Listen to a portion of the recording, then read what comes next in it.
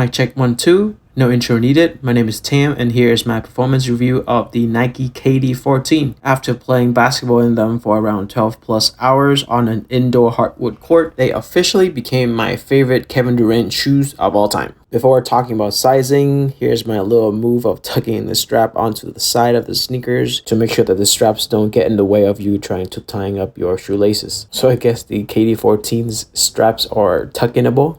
Okay, let's start with sizing. My ideal size is a US size 8.5 or a European size 42 extra wide, but I wear a size 9 US in all of my hoop shoes, and these fit true to size. I can definitely confirm that these KD14s are the most wide foot friendly among all recent KD signature shoes. I've enjoyed my time playing basketball in the KD12 since it was the first introduction of the Air Zoom Strobel, but the base of that shoe is pretty narrow in comparison to the width of my feet, and the traction was not ideal. The KD13 was also super snug and pretty tight, and it didn't really break in nicely for me even after 10 plus hours of playing in them. But the KD14 is a different story. The overall fit is still pretty snug, but they didn't cut off my circulation, and it only needed maybe 3 to 4 hours of break-in time for the upper material to warm up and kind of form to my feet very comfortably. Plus, the base, including both the footbed and the midsole of this KD14 silhouette, is wider, which in turn also makes it a little bit more stable than previous KD models. Now let's take a closer look at other details and features that affect the fit and support of the sneakers. Underneath the strap, the tongue is attached to an inner sleeve construction, pretty popular design nowadays with the tongue being a part of the one booty upper. Of course, the advantage of the one booty construction is the tongue will not shift from side to side, and it provides additional secure lockdown and containment, but it could be a pain in the butt for wide footers. Now the tongue is nicely padded, but it doesn't have any ventilation holes at all. But thankfully the sneakers did not get too hot when I played. Here's a close look at the wide base that I mentioned. You can clearly see the midsole protruding out far wider than the footbed itself, and the wide base from the midsole, not only at the forefoot but also at the back of the heel,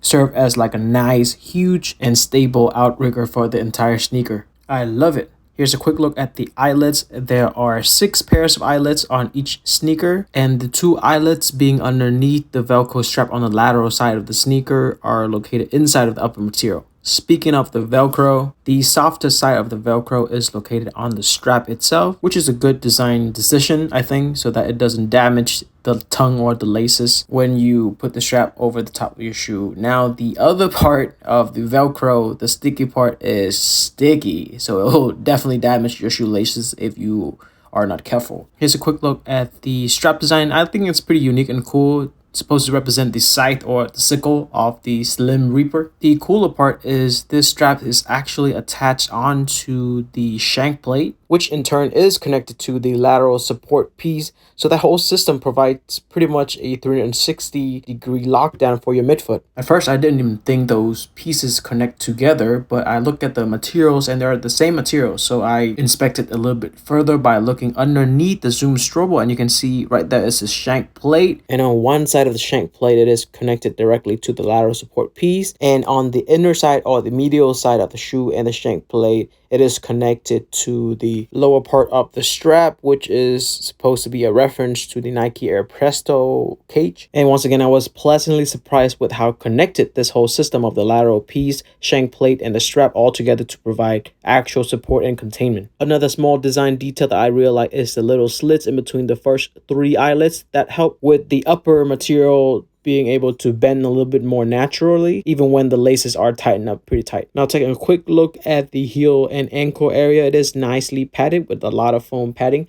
and a nice comfortable lining material and pretty nice sculpting. Kind of reminds me of the Kyrie 6 a little bit. And initially I was a little bit worried of the pointy edges that would potentially dig into my Achilles, but thankfully they kind of point outwards and not very stiff at all, so no annoying discomfort. So as we're looking at the heel area, there is an internal heel cup that cradles and hugs your heel pretty well. So the combination of all those materials make the KD14 weighs 14.32 ounces or 406 grams in metric measurements, which is pretty light, especially for a mid-top shoe with plastic straps and somewhat bulky looking design. And on feet, they feel actually pretty light and really cozy. And the comfort even increases so much more once you break them in. Alrighty, let's talk about the traction now. My KD14 is actually an EP version with XDR extra durable rubber, as I got my pair from Asia earlier than the release in the US. And the traction pattern is actually pretty interesting and cool, as it resembles a skull with two eye sockets there. Those are two nostrils and the teeth right there. I low-key kind of want the traction to be white with eye sockets and a nostril being black. That would make the skull visual so cool. Moving on to performance characteristics of the traction,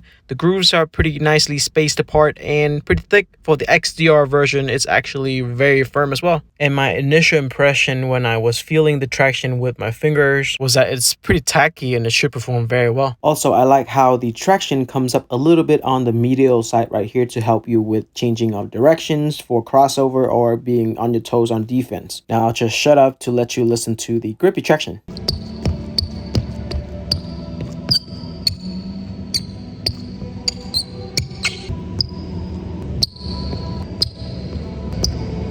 I know that the squeaking sound doesn't always mean good traction, but oh my god, the KD14's traction is phenomenal. So good. The grip is very strong. The stopping power is great. It makes me feel like I have better footwork than I actually do. I had total confidence in the traction holding me down with every move that I wanted to make, whether it was a little spin move, a little baby crossover, a little bit step back, pretty much any small change in direction that I want to make within my move combinations. The traction has got my back. That's an awesome feeling. And the day that I was recording this footage for this video, the court was actually pretty dusty and I didn't even need to wipe once. I can totally see how this traction is very helpful for defensive-minded players who needs to change their direction to keep up with offensive players making moves on you, or simply need to recover quickly after being crossed over. Great traction, no complaints. And here's a quick look of the traction after 12 plus hours of playing in them on an indoor hardwood court. Thanks to the XDR outsole, the traction is not frayed out at all. And I'll definitely take these along with other recent hoop shoes that I got outside to play some outdoor basketball to update on the durability as well as the compatibility for some outdoor hooping actions. Okay, now let's talk about the phenomenal cushion setup of the KD14, starting with the Air Zoom Strobel. Full-length Zoom Air underneath your feet from the tip of your toe all the way to the back of your heel. It is phenomenal. It is almost like a cheat code of a cushion setup for Nike, because typically other brands have to use quite stiff Strobel boards made out of non-stretch fabric, foam, or worse off, cardboard sometimes. So with the Air Zoom Strobel, you can feel the impact protection and the bounciness right underneath your insole. And to make it even more comfortable, the Cushlon foam is, oh my god, so squishy, soft but bouncy, and it is full length without any restriction or caging around the Cushlon. You can definitely feel the bounciness and the energy return characteristic of this foam by just pressing onto it. And to kind of balance out the squishiness of the combination of the foam and Air Zoom Strobel, the insole is once again the stiff styrofoam insole that came with the recent Nike Cosmic Unity as well as last year's model KD13, which of course first appeared in the Kobe 6. And on the other side, you can see the indentation of the Zoom Air Strobel, a quick close-up of the stiff styrofoam looking material, which should mold to your feet very well the longer you play in them and cradle them comfortably. I typically don't love this type of insole because there's no step-in comfort, but the KD14 is a different story. It's so cozy, as I can definitely feel the Cushlon compressing as I press my feet onto the shoe's midsoles. The heel to toe transition is so smooth because of the groove lines built onto the Air Zoom Strobel, and the lateral containment piece is strategically placed there so you can still flex your forefoot comfortably. My shins, my knees, my quads, and my back did not feel the impact pretty much at all when I was testing out the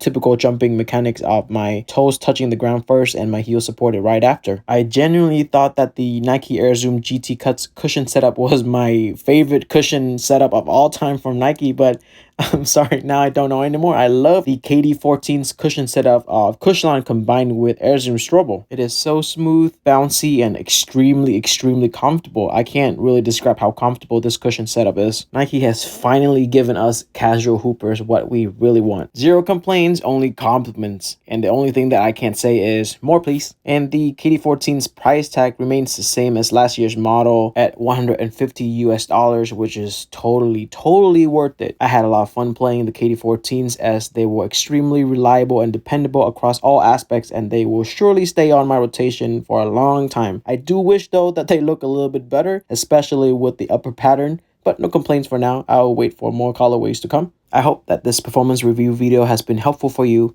Bye!